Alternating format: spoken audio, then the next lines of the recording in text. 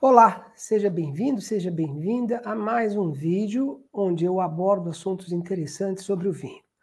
Eu sou o Sérgio, da Casa dei Vini, e, por gentileza, no final deste vídeo, deixe o seu like, compartilhe, inscreva-se nos nossos canais. Mas vamos lá. Hoje eu vou falar sobre álcool e doçura nos vinhos. Nos vídeos anteriores, eu abordei o assunto acidez e os taninos nos vinhos. Neste falarei sobre álcool e doçura, álcool e açúcar. Lembrando que no vinho há 4 pilares que lhe conferem estrutura e longevidade, e corpo também. Esses 4 pilares são ácido, acidez, os taninos, álcool e doçura. Lembrando que os taninos estão presentes na maioria ou em quase todos os vinhos, principalmente nos tintos. Eu vou começar a falar pelo álcool. Primeiro, falarei sobre o álcool, como é produzido e como ele se torna um dos 4 pilares nos vinhos. A gente tem que recordar a definição de vinho. É um produto da fermentação alcoólica, também chamada de tumultuosa, total ou parcial, do mosto de uvas vitis viníferas.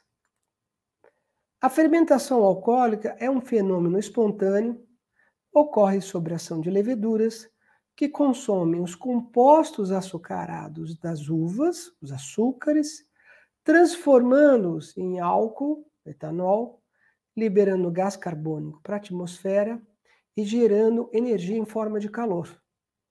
Se eu prender o gás carbônico, eu faço um espumante. Como nós estamos tratando de vinhos tranquilos, tintos, brancos e rosé, o gás carbônico pode ser liberado. Mas uma coisa muito importante, que eu sempre ressalto, é a cuba de fermentação. Então, eu tenho as uvas já desengaçadas, coloco na cuba de fermentação, jogo as leveduras, o fermento, e começa a acontecer a fermentação, transformar açúcar em álcool. Né? O gás carbônico é liberado para a atmosfera e gera calor. Quem já fez pão caseiro ou massa de pizza em casa, põe a mão quando ela está fermentando, está quentinho. Até a gente coloca um pano de prato por cima para proteger e deixar a temperatura subir. Ali está fermentando. No vinho, é importante que as cubas de fermentação e o controle de temperatura que foi abordado no século passado foi um dos grandes avanços na vinicultura, na vitivinicultura. Então, hoje, as empresas, as grandes e as mais modernas vinícolas, têm cubas de fermentação com essas cintas de água gelada em volta, para sempre manter a temperatura da fermentação, da cuba, do mosto, num patamar que não incomode as leveduras, porque elas precisam trabalhar sempre no conforto, e a temperatura é muito importante para elas. Mas vamos lá. Aqui é um exemplo, né, que eu dei, a cuba de fermentação, assim, tem uma sala de fermentação, de cubas de fermentação numa vinícola brasileira. Olha aqui, a fermentação leva de 14 a 21 dias, mas eu não gostaria que vocês tomassem esses 2 números como absolutos, porque depende muito do enólogo. Depende do que o enólogo quer fazer no vinho, ou qual vinho ele quer produzir. Mas vamos tomar aí de 2 a 3 semanas, que após esse período, o que tem nas cubas é um produto alcoólico maravilhoso chamado vinho. Abreviando, processo produtivo, né? Entre a descuba, isto é, separar a parte sólida da líquida e o engarrafamento, há uma série de etapas a serem cumpridas e, por fim, temos o vinho propriamente dito. Mas eu já abordei isso em vinhos brancos, tintos e espumantes, o processo todo produtivo. Vamos ver a seguir os principais componentes do vinho e vamos tomar por base uma garrafa de 750 ml. Olha aqui. Essa faixa laranja mais escura é a quantidade de álcool que tem numa garrafa. Ela é composta por água pura biológica, glicerol, todos esses outros componentes, mas o etanol se destaca em percentual na garrafa. Etanol é o álcool. Como percebemos o álcool no vinho? É tátil, é colocando o vinho na boca e percebendo, mas a gente chega lá. Quando a gente abre uma garrafa de vinho, e eu faço isso com frequência aqui nos meus vídeos, a gente faz um procedimento para aprovar ou reprovar o vinho, se ele está bom ou não. E essas etapas são visual, com o vinho na taça, né? Fazemos com que o líquido banhe as paredes da taça, e aí a gente espera um intervalo de tempo e começam a escorrer as lágrimas do vinho. Aqui não vai dar para vocês verem, mas tem um slide mostrando fotos e imagens de lágrimas. Quanto mais alcoólico o vinho, mais viscoso será e haverá um grande número de gotas, de lágrimas, escorrendo pela parede, pelas paredes da taça, lentamente até chegarem no líquido. Se você pegar um vinho fortificado, que tem bastante álcool e bastante açúcar, e fizer isso, estou com um vinho do Porto na mão, não é o caso desse, mas eu coloquei um vinho do Porto, a hora que eu faço isso e deixo, as lágrimas se formam em abundância, pequenas, e escorrem bem devagar. Bastante álcool. Olha aí. Peguei algumas imagens na internet para mostrar para vocês as lágrimas.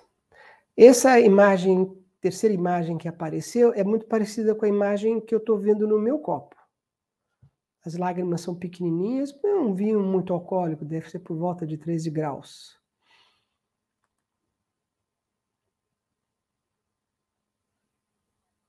Aqui, uma taça onde aparece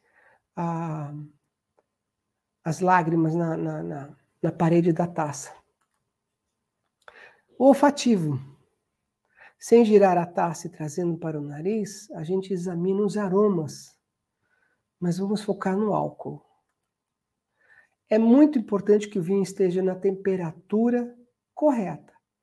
Só assim sentiremos o álcool como um componente do vinho em equilíbrio com os demais. O que eu quero dizer?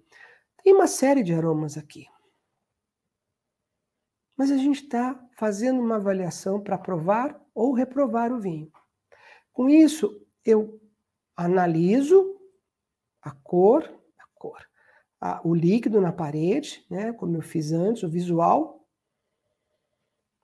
Se o vinho não estiver na temperatura certa, o álcool vai aparecer muito mais. E a gente agita também a taça, sem problema nenhum. Aqui nesse vinho eu sinto frutas vermelhas, outros aromas, e sinto um pouquinho do álcool. Mas ele tem que ser perceptível, não tanto, e nem desaparecer. E isso ocorre quando um vinho está muito frio. Um vinho tinto, ou mesmo um branco muito gelado, você não vai sentir aroma nenhum. E não vai sentir o álcool também. Então você vai falar, abri um vinho que aqui está dizendo que 14,5 de álcool, eu não estou sentindo nada. A temperatura está muito baixa, né? E o contrário também é verdadeiro. Se eu pegar um vinho leve, que não esteja numa temperatura, vinho leve assim, com um grau de álcool menor, você vai perceber que se ele estiver na temperatura acima do normal para ser servido, você vai perceber mais o álcool na taça. Então, o vinho tem que estar na temperatura certa para que o álcool não se destaque dos demais aromas. É muito importante. E eu já falei algumas vezes sobre as temperaturas do vinho. Em alguns outros vídeos, mas é bem provável que eu venha repetir esse assunto, porque muitas pessoas me perguntam qual é a temperatura ideal para servir o vinho. Vamos lá. Aí, já vimos, né? Já cheiramos. Demos uma giradinha. uma agitada, e agora vem o gustativo, que eu vou orientar o seguinte: você dá um bom gole, deixa o vinho passear por todas as regiões da boca e engula sem secar, sem enxugar demais a boca. Então vamos lá, eu vou...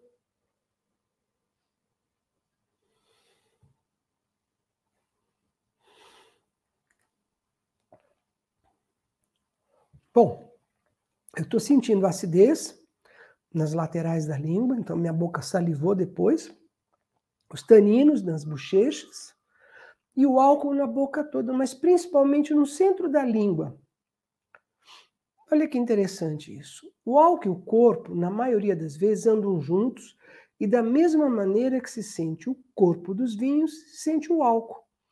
Num dos vídeos que eu fiz de degustação, eu falei que um vinho encorpado é como se eu tomasse um leite integral ou colocasse uma bolinha de golfe no centro da minha língua. E um vinho leve, com pouco corpo, ligeiro, é como se eu tomasse um copo de leite desnatado, ou uma bolinha de ping-pong no centro da minha língua. É lógico que não dá para colocar as bolinhas aqui dentro, é só para você ter ideia como a gente poderia perceber tanto o corpo como o álcool. Então, o álcool a gente percebe assim também, no centro da língua. Um vinho com baixo teor de álcool geralmente é considerado um vinho leve, é o que eu acabei de falar. E um vinho com alto teor de álcool, costumeiramente, é considerado um vinho encorpado. Um vinho leve raramente passa em barrica de carvalho. Já um vinho encorpado, mais alcoólico, geralmente passa em barrica de carvalho. Então, ele vai ser um pouco mais denso. Vai ter aquele corpo que muitas pessoas gostam de vinhos mais encorpados. Mas você pode degustar vinhos em qualquer situação. E aí você, com esses conhecimentos que você está adquirindo junto às minhas aulas, aos meus vídeos, você vai começando a acertar e vai acertando cada vez mais. E tudo vai ficar muito mais harmonioso, muito mais gostoso, muito mais prazeroso. No Brasil, um vinho fino seco, que é o caso desse aqui, só que esse aqui é português, mas no Brasil, um vinho fino seco, elaborado apenas com uvas vitis vinífera, esse aqui é Castelão e Cabernet Sauvignon, deve conter teor alcoólico entre 8,6% a 14% em volume. Então, 8,6% é um vinho leve e 14% é um vinho encorpado. Mas vamos ver. Eu até criei uma tabela para vocês perceberem e vocês conhecerem os tipos de vinho segundo a legislação no Brasil. Então, de 8,6 a 11,5, vinho pouco alcoólico. Vinho muito leve e ligeiro, como o vinho verde de Portugal. De 11,5 a 13,5, vinho com médio teor de álcool, de leve a médio corpo. Vinhos da região do Beaujolais, por exemplo, na França. Os vinhos tintos da região do Beaujolais. De 13,5 a 14,5, vinho com alto teor de álcool. Vinho bem encorpado. Vinhos da região de Bordeaux, na França, que são aqueles vinhos à base de Cabernet, Sauvignon, Merlot, Cabernet Franc, Petit Verdot. Ok? E acima de 14,5 de volume de álcool, o vinho com muito teor alcoólico, um vinho muito encorpado.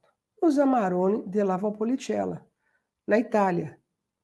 Esses vinhos têm uma quantidade grande de açúcar nas uvas e passam por um processo de fazer com que as uvas fiquem mais doces ainda.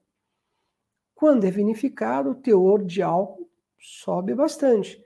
Então, acaba tendo um vinho alcoólico e, com certeza, passam por barricas de carvalho e faz com que o vinho seja um vinho alcoólico e encorpado.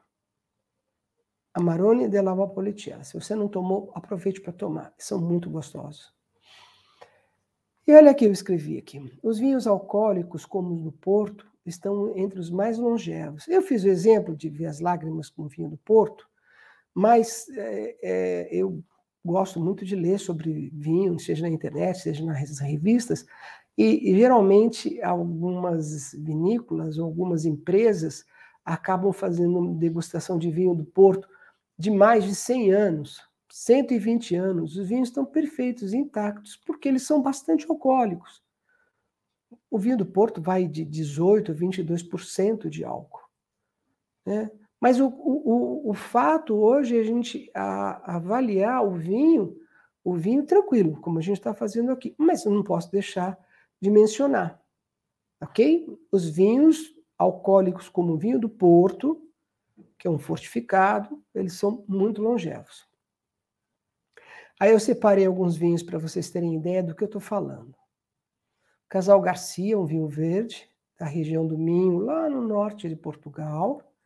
Aí eu tenho um Beaujolais, que fica no sul da Borgonha, perto de Lyon, na França. Aí eu tenho um Bordeaux, que fica aqui na margem do Atlântico, né? São os vinhos com um bom corpo e alcoólicos. E eu acabei de dizer do Amarone della Valpolicella. Olha só, o vinho verde tem em torno de 10% de volume de álcool. Um Beaujolais, 12%. Um Bordeaux, 13,5%. Estou falando em média, tá? E um Amarone, 16,5%, 15,5% e assim por diante. Vale a pena você provar e perceber isso. Com conhecimento, eu falava, vou provar um Casal Garcia, depois eu provo aquele, lembrar do que o Sérgio falou, a degustação vai ser mais prazerosa. Tenho certeza disso.